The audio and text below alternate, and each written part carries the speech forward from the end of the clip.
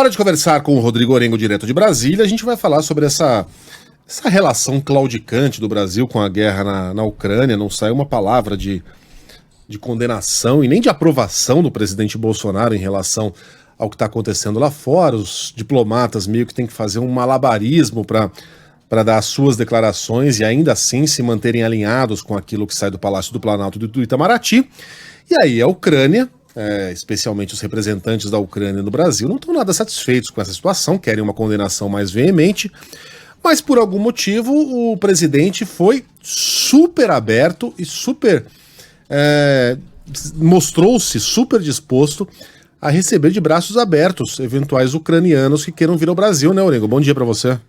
Muito bom dia, Megali, bom dia a todos. Realmente, já amanhã deve sair esse decreto com visto humanitário. O próprio presidente anunciou para receber aqueles ucranianos que queiram vir ao Brasil.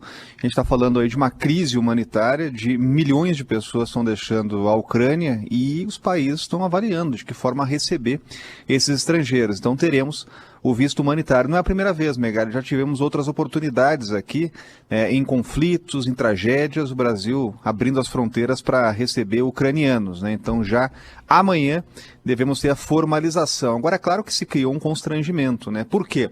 Porque o presidente, ele, ao se manifestar, ele teceu alguns comentários que geraram reações da Embaixada da Ucrânia. Por exemplo, ao responder sobre se seria um massacre ou não, justamente a ação russa lá na Ucrânia, né? O presidente, quando perguntado sobre o assunto, ele respondeu perguntando se a pessoa que fazia o questionamento, a repórter, não estava exagerando, né? Ontem, a Embaixada da Ucrânia, na figura do representante de negócios, disse o seguinte: olha, o presidente, inclusive, pediu que funcionários da Embaixada produzissem ou compartilhassem vídeos para mostrar que na avaliação da Ucrânia realmente o que está acontecendo é um massacre. Outro comentário que o presidente fez também foi sobre o presidente da Ucrânia, dizendo que os ucranianos entregaram a nação a um comediante. Isso também gerou reações aqui da embaixada, né? O representante de negócios disse que, olha, isso não está a função dele antes da presidência não está em jogo. Hoje ele está liderando lá um processo extremamente delicado, uma guerra, então é o seguinte, né, a própria embaixada da Ucrânia, que tinha saudado a posição brasileira na ONU de condenar a invasão russa, o Brasil é signatário da Carta às Nações, então assinou a condenação à Rússia, né, foi vetada no Conselho de Segurança, porque a Rússia é integrante, era o que estava sendo esperado, mas a posição brasileira ficou clara naquele momento. Inclusive o representante brasileiro na ONU disse que uma linha foi ultrapassada e que deveria ter consequências, né? Então o Brasil condenou na ONU a invasão russa, mas o presidente, quando decide falar oficialmente sobre o assunto, falou numa entrevista, falou de improviso e disse que a posição brasileira é de justamente neutralidade. E o Brasil agora adota, inclusive nos organismos internacionais, a seguinte posição, que não seria necessária nova sanção, e inclusive critica o envio de armamento lá para a Ucrânia e até aquela guerra cibernética. A avaliação que o Brasil faz é pragmática, de que isso pode gerar consequências negativas para a economia, principalmente na importação de trigo, já há consequências sérias. A gente está falando do maior produtor de trigo do mundo, a Rússia. A Ucrânia também é uma grande produção, tem uma grande produção de trigo. Para efeitos práticos, é aquela história, Megali, o pãozinho fica mais caro, né? Isso mexe com o mercado internacional. O Brasil é importador, um grande importador de trigo. E também a questão dos fertilizantes, né? Ontem o presidente chamou o agronegócio de locomotiva brasileira, está muito preocupado aí com a chegada de fertilizantes. O Brasil é dependente, então assume uma posição pragmática, né? Mas a própria reação da Embaixada da Ucrânia mostra aí essa dubiedade, né? A Embaixada há alguns dias estava saudando a posição brasileira de condenação na ONU da invasão russa e ontem veio a público para criticar as manifestações do presidente, né? O presidente se mostrou inclusive irritado em relação a essas declarações, mas o Brasil mantém essa posição de neutralidade. É uma dupla covardia do presidente. A covardia de você não condenar uma óbvia agressão de um país contra uma democracia soberana. Claro, a Rússia tem as suas razões, tem as suas preocupações legítimas com a própria segurança, mas como o nosso próprio embaixador na ONU disse, isso não pode justificar uma invasão, uma agressão militar, simplesmente do maior exército do planeta, o que mais possui ogivas, contra um país que não tem a menor condição de se defender. É uma resposta completamente desproporcional.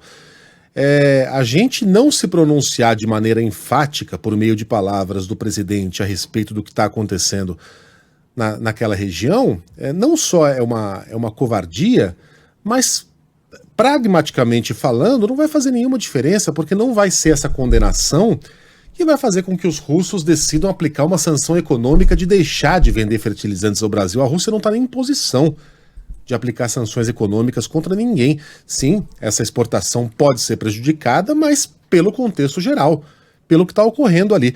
E a segunda covardia é se referir ao presidente da Ucrânia como comediante, tentando diminuí-lo dessa maneira. Sim, ele era um comediante. No momento em que foi eleito, deixou de sê-lo. Deve ser julgado por aquilo que faz desde que colocou a faixa presidencial. Essa é uma figura de linguagem, tá? A faixa presidencial é um instrumento brasileiro que não tem, pelo menos até onde eu sei, na Ucrânia. Mas ele deve ser julgado pelo seu papel como presidente, pro bem e pro mal. A popularidade dele não vinha essas coisas. Aliás, estava em torno de 20%, parecida com a do nosso presidente. Estava envolvido lá nos Panama Papers. É a guerra que fez com que essa tendência se invertesse e nesse momento Zelensky tenha uma popularidade bem maior entre os ucranianos. Mas o que ele fazia antes de se tornar presidente, nesse momento, é irrelevante. Ou o Bolsonaro vai ridicularizar também Ronald Reagan, porque o Ronald Reagan era um ator de filme de cowboy antes de virar presidente. Isso é irrelevante, isso é uma covardia, isso é querer diminuir um chefe de Estado por um motivo que não tem cabimento nenhum. Mas enfim, tem uma reportagem aqui, viu, Orengo, do Jamil Chad, que foi publicada no UOL, Jamil Chad, o nosso colunista, dando conta de que a ONU está estudando abrir um inquérito contra a Rússia. O Conselho de Direitos Humanos vai avaliar essa possibilidade de criar uma comissão internacional de inquérito para examinar os crimes cometidos na Ucrânia. Os negociadores de Kiev conversaram com o Jamil Chad e contaram que ainda precisam trabalhar para conseguir o apoio do Brasil, estão confiantes na aprovação do texto, e o Brasil vai ter que se manifestar. Vai pegar muito mal se a gente se abster de votar. A gente vai estar se colocando numa posição de anão diplomático. E é um negócio grave, hein? É uma comissão que ampliaria a pressão internacional contra o governo de Moscou e que reproduziria mecanismos que hoje só existem em casos muito particulares, como o da Coreia do Norte, de Mianmar, da Venezuela, da Síria. Então veja aí onde que o Vladimir Putin está se metendo, e o Brasil vai ter que se pronunciar. Não vai poder ficar nesse rame-rame de condenar sem condenar de verdade o que está acontecendo naquela região. E Rodrigo Orengo volta com outras informações a qualquer momento. Um abraço para você, Orengo. Um abraço, até mais.